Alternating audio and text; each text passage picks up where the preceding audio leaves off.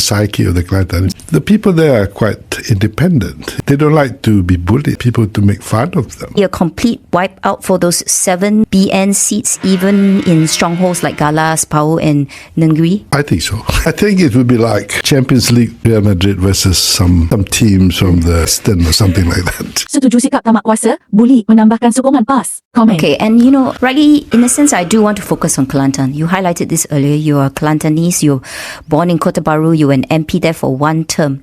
And I think for us here in KL, we shouldn't generalize, and sometimes we live in our own urban bubbles. So help us understand, why has PAS's grip on this state been so strong since 1990? Because of UMNO's arrogance, mainly. I mean, I think you may want to know, what is the psyche of the Kelantanese Yes. people? People there are quite independent, They don't like to be bullied, or they don't like people to make fun of them. And I think that's what, when we lost, or we meaning UMNO, when UMNO lost in 1990, 39-0. What we did was to punish them. We ostracized them. We don't give enough funds from the federal money.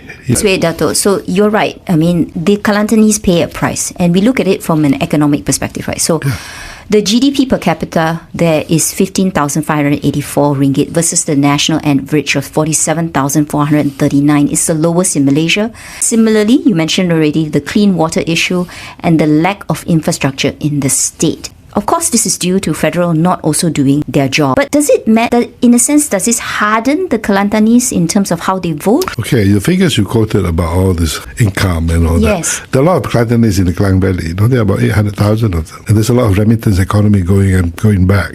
So people are not suffering as much as you think. The people who live here, they make good money. They go back and they vote for PAS. And because they remember those things that you mentioned. So the problem, I think, in this country is this. Whether it is PAS or any other party, when dealing with their political opponents, they get to be arrogant.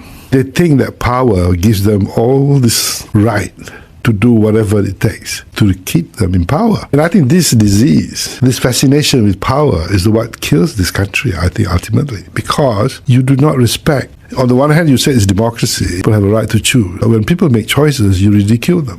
And I think this is wrong. And I think if you want to have some semblance of unity, really unity, semblance of get together, and you must empathize, you must softer. I'm not talking about weak leadership, I'm talking about I thought you want results. Talk is cheap, right? But results count, don't they? Yes, you want results. In a political sense, you need support of the people to get results. And so I think that is important, a shift in our approach, I think, that we should take. So in the last state elections, out of 45 seats, PAS won 36, Bersatu won, while UMNO won just 7 seats.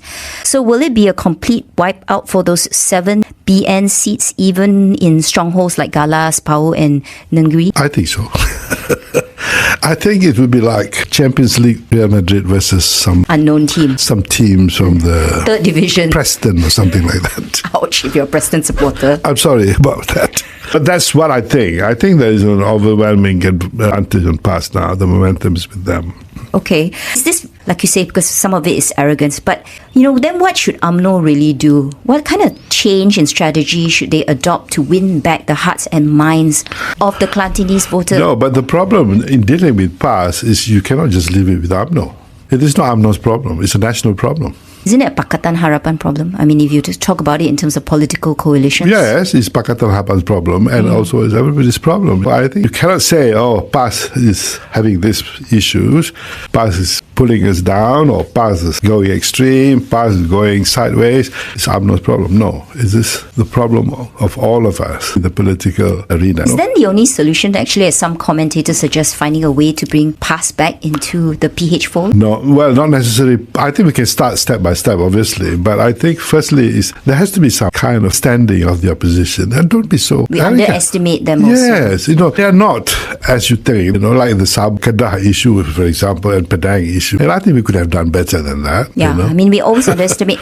They definitely have strong grassroots support. They have a very savvy social media campaign machinery. And they have fielded some very young religious leaders which are very popular. Yes, and also, mind you, some of them, of course, make silly statements like there is a Felder chairman or somebody's skirt, trousers or uniform too tight. I mean, you do have occasional outbursts like that, but that cannot describe them. In totality, In totality, you got to remember that. On the Breakfast Grill this morning is veteran politician and frequent commentator Datuk Zahid Ibrahim. After the break, is he the professional party hopper as some claim? BFM 89.9. Sila subscribe, like, comment, share, follow untuk menerima notis video-video yang lain. Sokongan Tuan, Puan membantu penghasilan karya video seterusnya.